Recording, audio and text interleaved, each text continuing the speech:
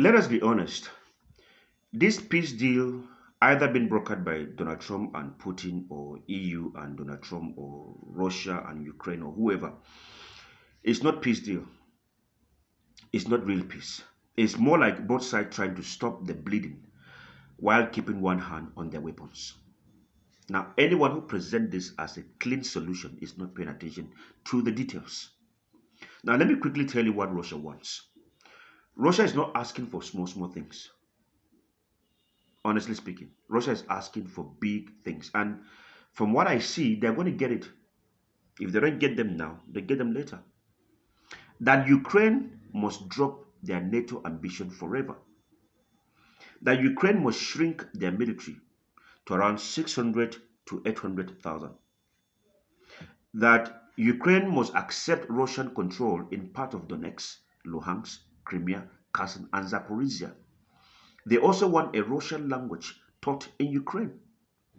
And the Church of Russia must be restored, in Ukraine. And they don't want any accusation of war crimes. They don't want it. Nothing like reparation fees, meaning we are not going to bring one dime in rebuilding Ukraine. Any damage caused, you build yourself up. In short, Russia wants a Ukraine that cannot threaten it, cannot join Western alliances, and cannot fully act like an independent country. Now, would you call this peace? No, it's just strategic control. And this is what Russia has always wanted. They've always done. To Russia, Ukraine would always be that small bros, that younger brother somewhere that would take permission from them before doing anything. And I do not see Ukraine escaping this. That's the saddest part of it. So what does Ukraine want? A 30-day full ceasefire to start immediately. And they want US to monitor it. They also want a path that will help them to regain or retake their territories later on, not now. We accept that Russia can stay there for now, but we want a path, a framework that will give us our territories back. And then they want a guarantee that Russia will not use the ceasefire to the group and then attack again. But here is the truth. Ukraine, we know, is tired. The economy is struggling. Morale is mixed. However, they are forced to negotiate, even though they know that the demands of Russia are impossible, but they must negotiate. For Ukraine, this is about survival as a nation, not just lines on a map. So what about US and Europe? Where do they stand? Of course, you've heard about the 28th peace plan floating around. It includes temporary territorial compromises by Ukraine, security guarantees for them, for Ukraine, and then reconstruction money. Initially, they said that they were going to use Russian frozen assets to reconstruct Ukraine. And then Donald Trump is also pushing 100-day, gap to allow Ukraine conduct an election. Do you understand? I don't think Zelensky will like that. The problem is that Europe and the US are divided. Some of them want the war to end as quick as possible. Others fear that Russia, may use this as, to gain reward or to consolidate on this and all of that. And this will set a bad precedent, globally. Everyone is trying to look strong publicly, actually. But behind the closed doors, the pressure to get a deal done as quick as possible is very real. This is the biggest problem. Zero trust. Neither side trusts the other at all. Ukraine still remembers every broken ceasefire since 2014. Russia still believes that NATO is using Ukraine as a weapon against them. That's why they're expanding. Europe doesn't trust Russia. Russia does not trust Europe. They don't want their involvement in monitoring, in peacekeeping, in nothing. Just stay away.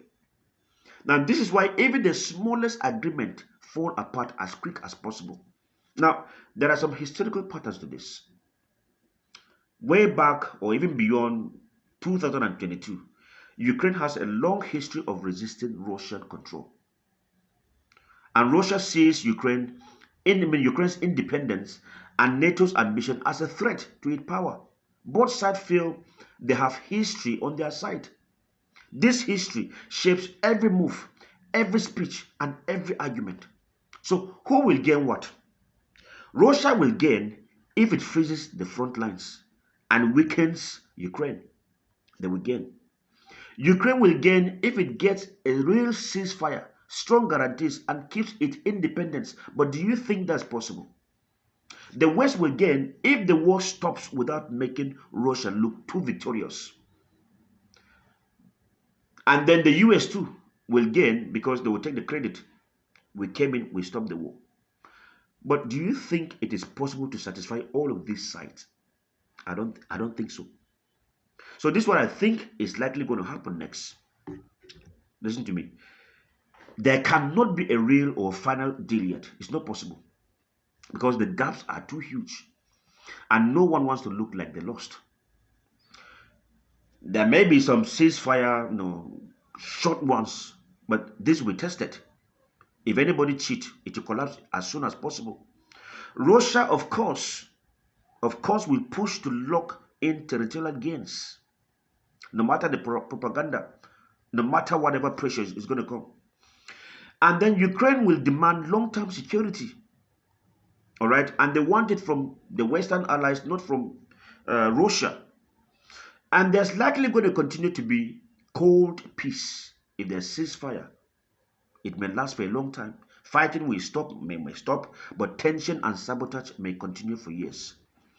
And Europe will remain split because some of the countries argue that Ukraine should compromise. Others will fight that idea as strong as possible.